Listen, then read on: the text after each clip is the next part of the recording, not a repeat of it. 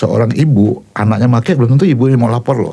Oh gitu. Kalau bapaknya pasti mau kan. Kok ibu kan beda sama bapak kan.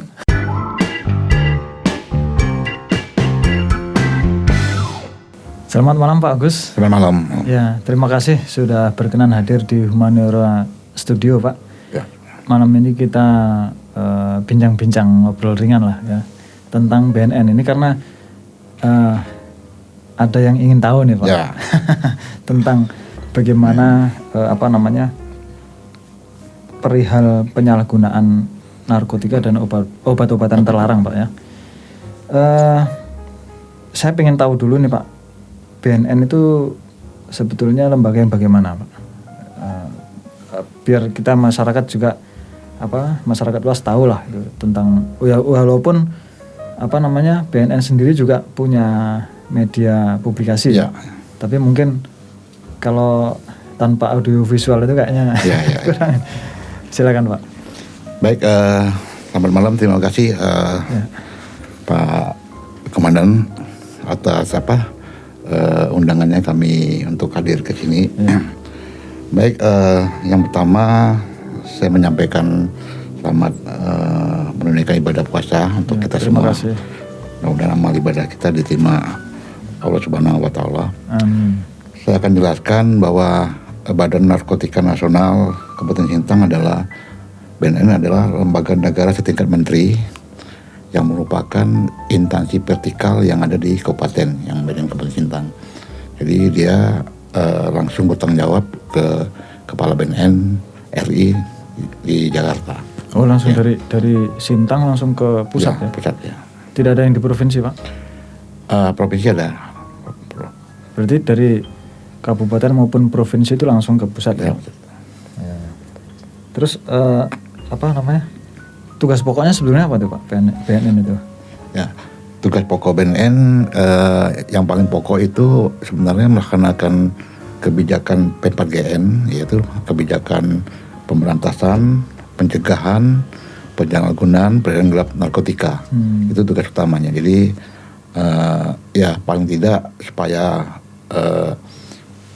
narkotika ini tidak ada beredar secara gelap gitu kan, tidak ada penyalahgunaannya. Nah itu salah satu tugas pokok BNN.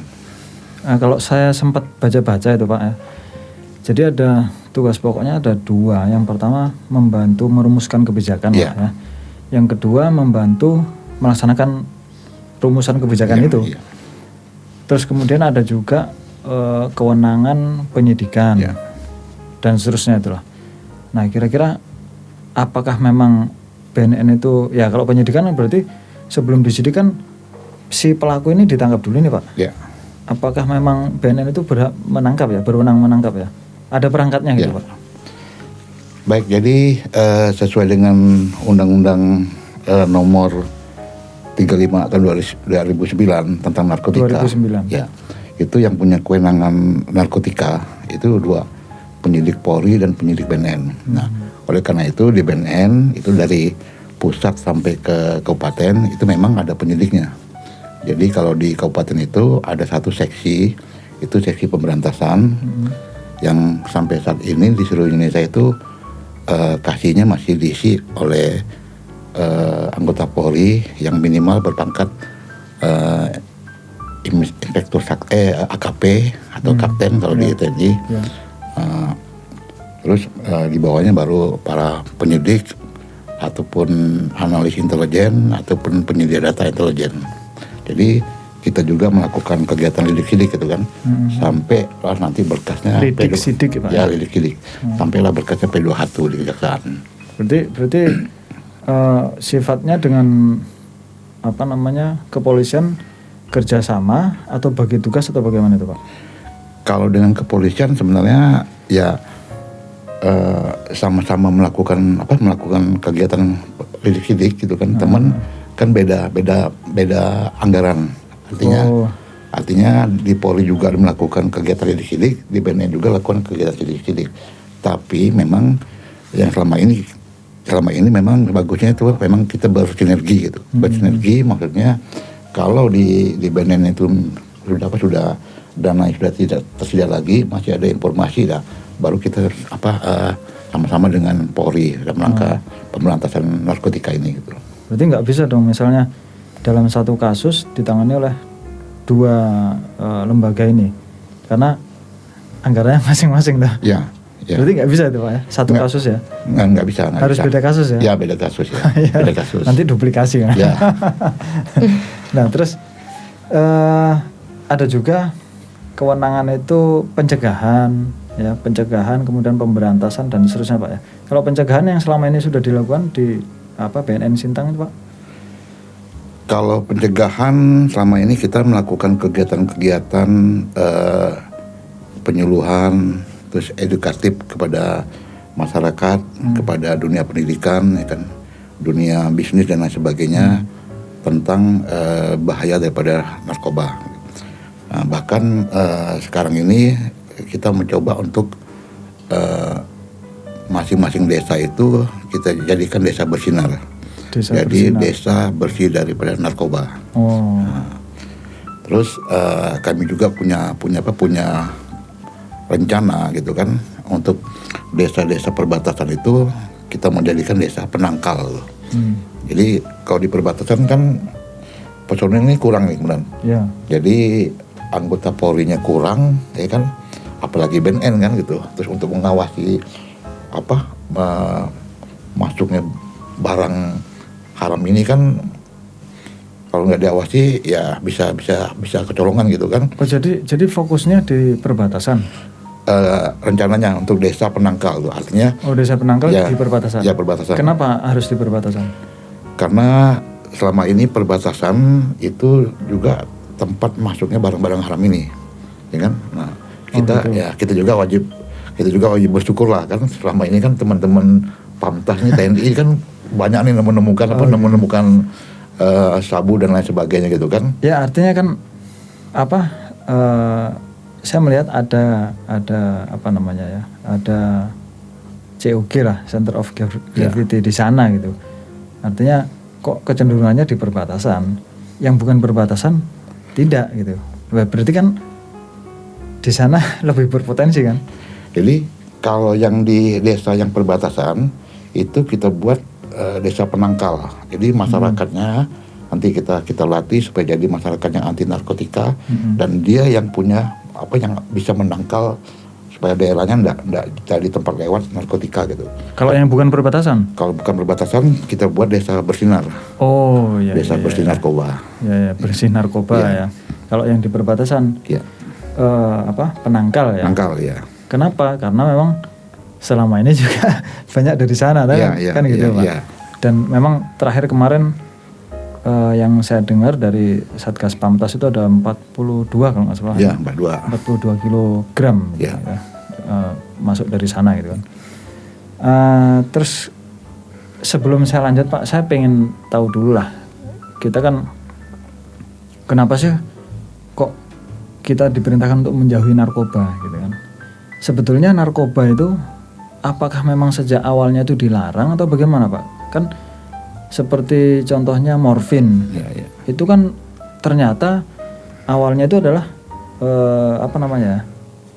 obat-obatan gitu, yang memang berguna untuk sektor medis gitu. Nah kemudian kok seolah-olah dilarang itu ceritanya bagaimana Pak? Nah, narkoba itu narkotika dan obat-obatan terlarang. Nah, kenapa kok terlarang gitu, dinamai terlarang gitu Pak? Baik, terima kasih. Jadi narkoba itu sebenarnya tidak dilarang. Artinya boleh beredar di Indonesia khususnya boleh beredar, tapi hanya 2, untuk kepentingan medis dan untuk kepentingan ilmu pengetahuan. Kecuali dia yang masuk golongan 1. Golongan 1 itu kayak ganja itu tidak boleh untuk ilmu pengetahuan, tidak boleh untuk medis. Nah, ilmu pengetahuan pun nggak boleh? Nggak boleh ganja. Jadi ganja itu tidak boleh dikuasai oleh siapapun. Nah, kembali ke morfin. Nah, morfin itu ada zatnya yang memang dia bisa menghilangkan sakit. Nah, bisa menghilangkan sakit. Nah, ciri-ciri narkoba kriterianya itu yang pertama itu kalau kita pakai, apakah diminum dan sebagainya, pasti akan menurunkan kesadaran kita. Sama dengan morfin. Kalau kita pakai itu bisa menghilangkan rasa sakit. Ya.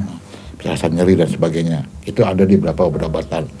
Terus kalau kita pakai juga kita bisa kecanduan. Oh. Adiktif itu ya, adiktif. Nah, kalau yang pilihan gelap ini pilihan gelap ini dia dipakai tapi tidak sesuai dengan aturannya, sehingga ya berlebihan gitu kan, berlebihan sehingga membuat pokoknya membuat jadi manusia itu ya memang kayak tidak berguna gitu kan. Ya, tidak pada porsinya, Pak. Ya, tidak pada porsinya. Jadi memang bukan ya kesadarannya menurun.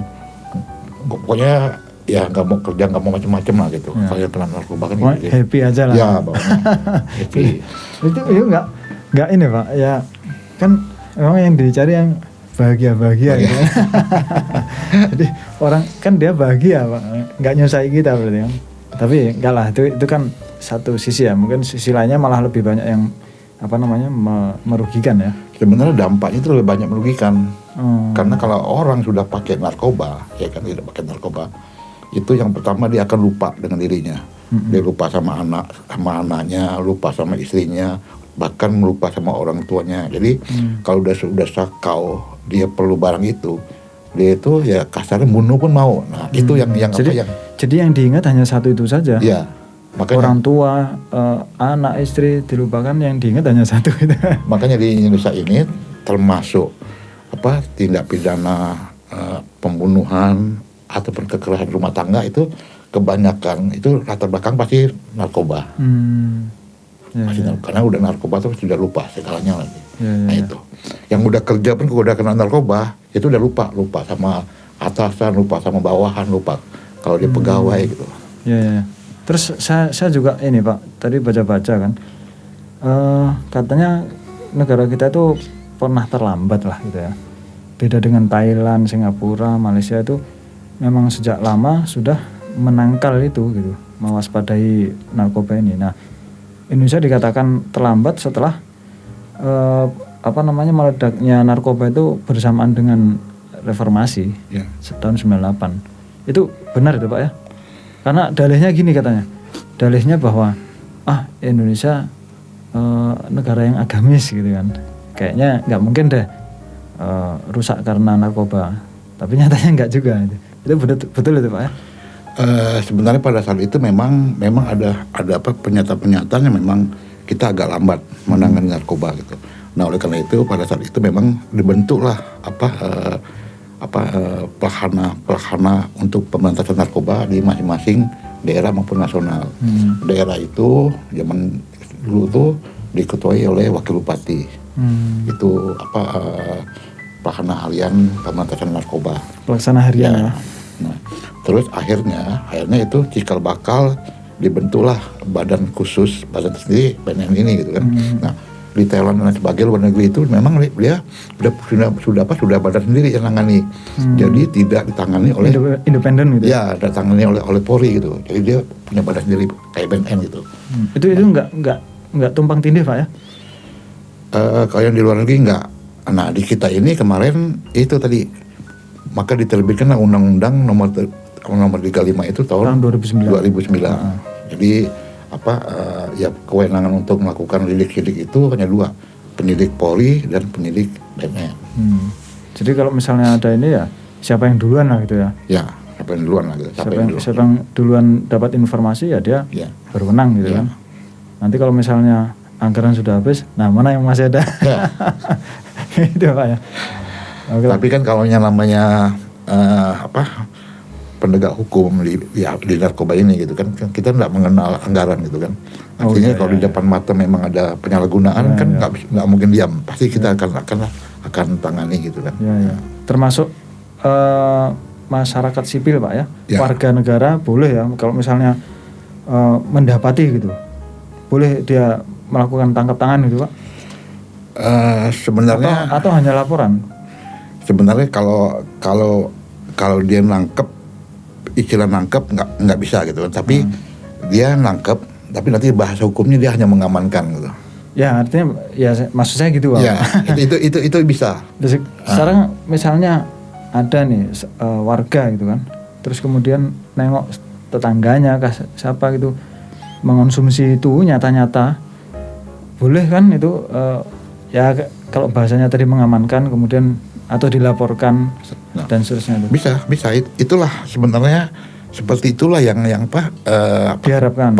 Partisipasi aktif masyarakatnya gitu kan. Partisipasi aktif masyarakat dia langsung mengamankan, habis itu dia silakan menghubungi Polres ataupun BNN untuk dilakukan tindak lanjut. Iya, tindak lanjut. Tapi selama ini memang sudah disosialisasikan bahwa masyarakat boleh sedemikian gitu ya. Itu selalu kita sosialisasikan karena memang di salah satu pasal, di pasal 108 Undang-Undang Narkotika itu memang di situ ada peran serta masyarakat dalam pembagian. Nah, salah satunya itu tadi memberi informasi ke penegak hukum gitu kan. Jadi memberi informasi nggak saja ke polisi ya, bisa langsung ke BNN gitu. Bisa. BNN bisa. Ya. Oke, terus Pak Agus selama ini di Sintang ya, Kepala BNN Sintang ya. Sejak kapan Pak menjabatnya? Menjabatnya sejak September 2015. Lama juga ya berarti ya. Itu memang bisa seumur hidup ya. Kalau BNN ini kan ya kekurangan personel gitu kan. Oh gitu. Jadi biasanya masuk ke kualitas juga susah gitu. Oh gitu. Tapi kan ya apa namanya? Ya yang penting kan ada ini kan Pak, ada peluang pekerjaan itulah ya. Ya. Artinya kalau memang kurang personel bisa dong perekrutan itu ya. Kalau perekrutan memang ada gitu, cuman kan karena kalau negara ini keterbatasan dana ya kan, artinya untuk gaji memang ya macam kemarin Sintang itu 1 tahun paling dapat 2 atau 2. Perekrutannya oleh pusat ya. Oh begitu. Jadi nanti di website BNN itu ada pembukaan ya kan. Ya, nanti silakan masing-masing itu mengambil formasinya kan, bisa formasi penyidik misalnya di mana, di kabupaten mana ya silakan gitu kan. Ya. Berarti yang di sini Bapak wilayah administrasinya Kabupaten Sintang saja. Sintang ya. Melawi juga ada Mas ya. Melawi belum ada BNN-nya. Oh gitu. Iya belum ada. Nah itu dari mana kewenangannya mendirikan lembaga BNN itu? Dari pusat? Ya. Oh jadi memang sekarang Melawi itu belum ada? Belum ada. Jadi di Kalbar ini baru ada 7 yang ada BNN-nya ya kan. Jadi Singkawang, Mempawah, Bengkayang, Sanggau, Kuburaya, Kota Pontianak, Sintang. Kota Sipa belum. Oh gitu. Belum ya. Padahal dia perbatasan juga tuh Pak? Ya, dia perbatasan juga. Cuman memang kemarin BNN tuh ya di stop dulu lah untuk mendirikan yang baru, tapi bagaimana yang ada ini diefektifkan. Ya, diefektifkan, dilengkapi dulu lah gitu kan. Dimaksimumkan dulu ya perannya ya. Karena kan kalau kan beda sama kejaksaan misalnya kan. Kalau kejaksaan di Melawi belum ada, mau tidak mau yang Sintang harus menangani kan. Nah kalau ini? Kalau ini kan di Melawi ada Polres menangani narkotikanya kan. Oh begitu, ya. Saya pikir kesana juga gitu loh. Menangani Melawi juga enggak ya rupanya? Enggak. Terus kemudian yang di Kalbar baru ada 7 itu saya pikir prioritas daerah yang memang potensinya tinggi gitu, penyalahgunaan narkobanya gitu. Sepertinya memang kemarin waktu pembentukan seperti itu gitu. Oh gitu. Karena Sintang kemarin termasuk ranking ketiga. Oh ranking 3 Sekalbar. Oh Sekalbar. Waktu tahun 2015 itu. Iya, bukan se-Indonesia kan. Sekalbar ya. Waduh rankingnya ranking pelanggaran ya, penyalahgunaan. Nggak enak juga didengarnya ya. Jadi yang di Sintang sendiri Pak sudah ada yang paling besar itu yang bagaimana kasusnya? Yang sudah pernah ada di Sintang ini? Kalau di Sintang ya kemarin juga 3 minggu lalu barusan ditangkap ya kan, yang memang pengedar besar gitu kan. Pengedar besar? Ya, bisa ditangkap oleh teman-teman kerjasama lah dari Polda, dari Polres, dari PNN ya kan, untuk menangani kasus ini gitu kan. Di Sintang ini? Ya di Sintang. Oh, ditangkapnya di Sintang memang? Di Sintang ya, tangkap di Sintang. Nah terus ada berapa lagi yang memang ya mudah-mudahan nanti dalam waktu dekat ini bisa juga kita tangani gitu kan. Karena memang narkotika ini ya beda sama kriminal umum lainnya gitu kan. Bedanya? Kalau narkotika ini kalau petugasnya nggak rajin nggak akan dapat kasus. Tapi kalau tindak pidana umum lainnya kan ada orang dibunuh, ada orang kehilangan dompet, pasti kan lapor. Kalau narkotika kan enggak. Belum tentu laporan orang ya? Pasti enggak lapor. Pasti enggak lapor. Kalau seorang ibu anaknya make belum tentu ibu ini mau lapor loh. Oh gitu. Kalau bapaknya pasti mau kan. Kok ibu kan beda sama bapak kan. Pasti lebih sayang anaknya gitu kan. Iya. Nah itu juga masalah gitu. Maka itu juga yang kita sampaikan ke masyarakat sini, khusus masyarakat yang Sintang sebelah kanan itu kan banyak pengguna juga gitu kan. Sebelah sana tuh yang mana? Sebelah sana pokoknya. Ya, pokoknya sebelah sana gitu kan. Nah, itu kan banyak para pengguna gitu kan. Nah, itu kadang-kadang narkotika itu cenderung memang berkembang di tempat-tempat penduduk asli gitu. Oh gitu. Karena penduduk asli itu pasti ya lebih kompak lah untuk melindungi. Oh sebenarnya bukan melindungi, cuman nggak enak gitu, mau melaporkan nggak enak karena kekerabatan gitu kan. Nah itu juga jadi masalah gitu. Padahal itu berpotensi untuk merusak ya keluarganya juga. Iya. Kalau nggak segera dihentikan kan gitu Pak. Jadi apakah yang sudah atau materi sosialisasi itu yang saat ini sudah sering dilakukan Pak, itu apakah diyakini memang sudah betul-betul efektif mendapatkan hasil di masyarakat Pak? Kalau format sosialisasi nih, formatnya ya materinya, apakah diyakini itu memang sudah benar-benar efektif gitu? Kalau maksimal sih belum gitu kan, cuman memang sudah ada beberapa warga itu yang melaporkan anaknya ya kan. Oh sudah ada ya? Sudah ada untuk minta direhab. Itu udah ada lebih dari 7 lah yang datang ke BNN ya kan, minta direhab. Ya kita fasilitasi itu direhab gitu. Jadi itu indikator bahwa sosialisasi kita ada hasilnya lah. Ya ada hasilnya. Selama ini kan mereka beranggapan kalau ngelapor yang pertama takut jadi TO. Oh ya. Kalau kerja takut diberhentikan. Ya. Padahal kalau dia kerja ya kan, tuh dia perlu direhab, kita akan buat surat gitu. Buat surat bahwa anak ini sedang dalam rehab gitu kan. Nah tapi kalau dia memang TO, dia nggak bisa direhab. Nah bedanya apa dong Pak? Mana orang yang harus di TO, mana orang yang bisa direhab? Kalau di TO kan misalnya dia memang target Polres gitu kan, tuh datang ke BNN misalnya, mau tes urin, minta surat keterangan narkoba ya kan, atau dia minta rehab, itu kan dia mau berlindung sebenarnya gitu kan. Oh si pelaku ini? Ya pelaku itu nggak bisa. Oh kalau datang kemudian minta direhab? Minta direhab atau minta surat keterangan hasil pemeriksaan narkotika oleh BNN gitu kan. Padahal dia nih target operasi dari Polres gitu. Nah itu nggak bisa gitu kan. Berarti yang menentukan TO atau rehab itu Polres? Iya. Kan masing-masing punya TO nih. BNN punya TO, Polres juga punya gitu kan, target operasinya gitu kan. Ya oke lah. Itu kepolisian sendiri lah. Kalau BNN sendiri, bagaimana menentukan si A ini TO, si B ini rehab? Itu alat ukurnya apa Pak? Kan dari data intelijen kami di lapangan, itu kan nanti kan jadi laporan informasi narkotika. Ya. Itu kan lengkap tuh. Ya. Lengkap dari. Oh, jadi nanti di situ akan bisa diketahui. Ya. Oh orang ini harusnya rehab, si ini sudah TO. Ya. Mungkin yang sudah pernah di penjara, kok direhab terus nggak bisa direhab nih di TO. Mungkin gitu Pak ya. Jadi kalau kami ya sama lah di Polres juga data-data ada, data-data para pengedar, para pemakai ada gitu. Cuman kan memang untuk katakanlah untuk menjadikan dia tersangka ini kan ya tadi kita harus punya bukti dulu gitu kan. Ya apa ceritanya panjang lah ya. Harus memenuhi syarat-syarat. Iya, persyaratan buktinya itu gitu. Oke lah, Mas Eka mau nanya Kak? Iya Pak. Ya. Selamat malam Pak Agus ya. Malam.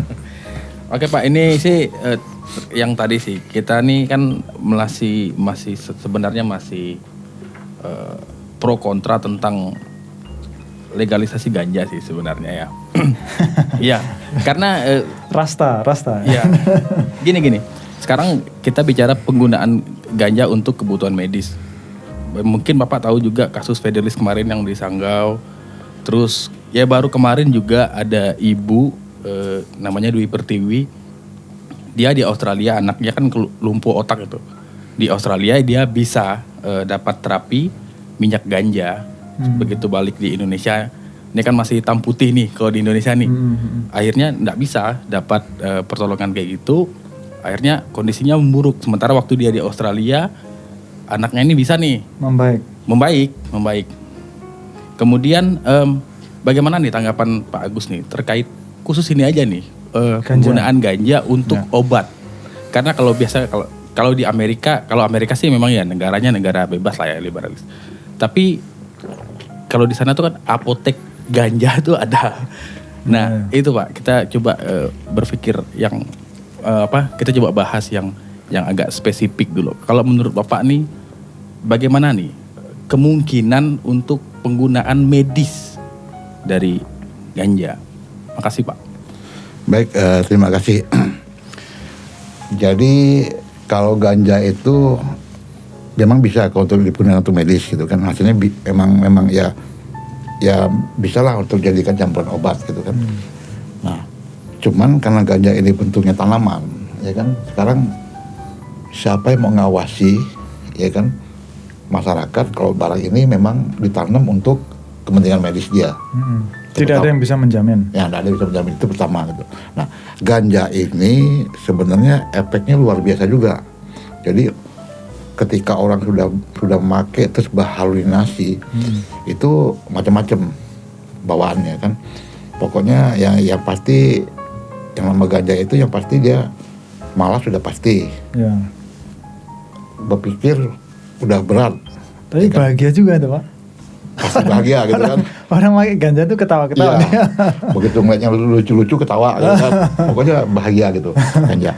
Nah, kalau masalah dia bisa sembuh karena ganja. Nah, itu yang belum bisa dibuktikan oleh para ya katakanlah rekan-rekan medis lah gitu kan. Yang di Indonesia ya. Karena macam Fidelis yang Sanggau itu sebenarnya penyakitnya nggak sembuh gitu. Cuman ganja itu bisa membuat dia tidak terasa sakit gitu. Oh, jadi penghilang rasa sakit. Iya. Seperti morfin tadi. Nah, iya, jadi dia tidak merasa sakit gitu. Jadi kayaknya kesembuh gitu. Nah, ini yang masih terjadi inilah pro kontra lah untuk tentang ganja. Cuman kalau BNN tetap berpendirian bahwa ganja itu tetap narkotika yang berbahaya. Makanya masuk di golongan 1 yang memang tidak bisa dikuasai oleh siapapun, ganja itu. Tidak boleh sama sekali ya. Bahkan ganja itu, zat yang ada di ganja itu hampir sama atau sama dengan yang daun purik di Putus Ibau itu. Daun purik ya? Oh, kratom. Iya, kratom. Tapi kratom nggak dilarang tuh Pak? Hah? Kratom itu efeknya lebih dahsyat lagi dari ganja. Terus kandungannya dia sama dengan ganja. Cuman sekarang ini kan persoalannya kratom itu sudah bisa mengangkat perekonomian masyarakat setempat. Nah itu. Oleh karena itu BNN kemarin ngasih waktu 5 tahun. 5 tahun supaya diadakan alternative development. Artinya bukan hanya tanggung jawab BNN, tapi semua kementerian harus berpikir bagaimana supaya masyarakat sini bisa beralih dan nanam kratom lagi, tapi dikasih modal untuk di sektor lain. Nah ini masih 3 tahun waktunya. Nanti 3 tahun atau 5 tahun Pak? Udah jalan 2 tahun nih kan. Nah 3 tahun lagi nanti pasti akan keluar aturannya, ya kan, bahwa itu dilarang nanti gitu. Ya. Kalau nanti development alternatifnya udah berjalan gitu. Tapi saya dengar kratom itu Pak bukan ditanam. Ya memang ada sih kemudian orang menanam ya. Tapi awalnya tuh tumbuhan liar. Ya sebenarnya kratom. Terus bagaimana itu? Kalau tumbuhan liar mau dibasmi gimana? Sebenarnya kratom itu kan Ya memang benar, dia tumbuhan liar. Jadi tumbuhan yang ada di pinggir sungai, ya kan, dan itu juga tidak semua sungai yang ada di Indonesia gitu kan, hanya ada daerah tertentu. Itu kan dia ya karena keasaman tanah, karena apa keinginan airnya atau endemi sini lah ya.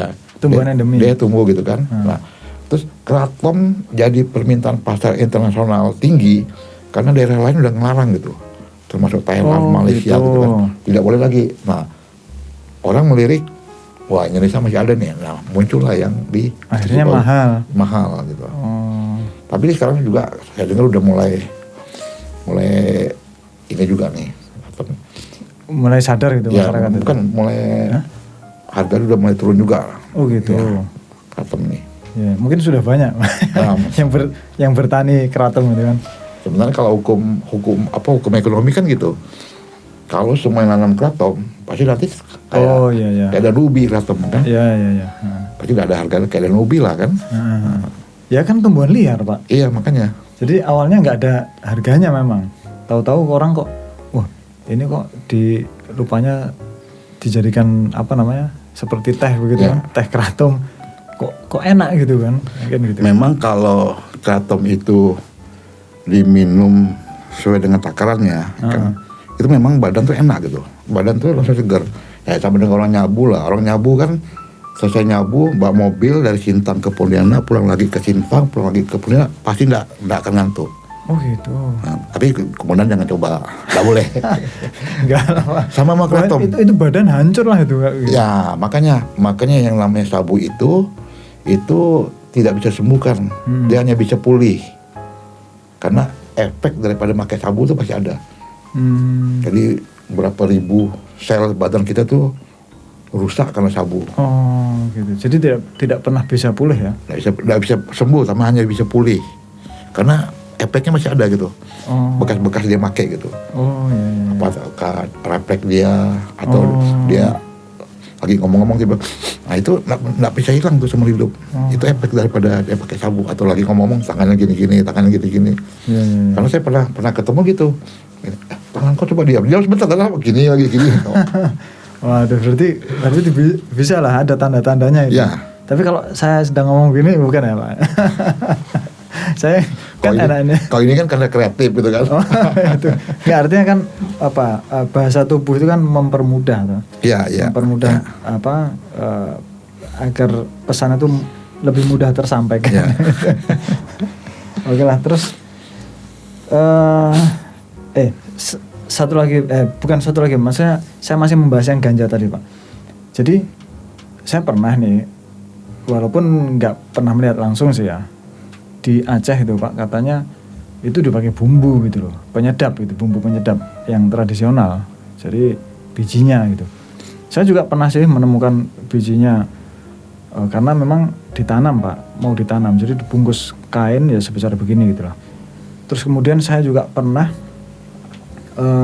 mendapati Pak, jadi bukit gitu, bukit sekeliling bukit itu seperti mangkok terbalik begitu. Ini lerengnya ini penuh dengan pohon ganja. Waduh, seperti itu. Jadi ya saya baru tahu pohon ganja itu di situ. Makanya sambil saya cabuti kan.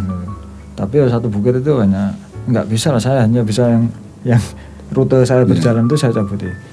Nah itu Pak. Jadi ada yang kemudian masyarakat itu menggunakan itu sebagai bumbu penyedap masakan. Tapi saya juga nggak pernah sih merasakan bedanya kalau diberi itu atau campuran kopi bahkan Pak.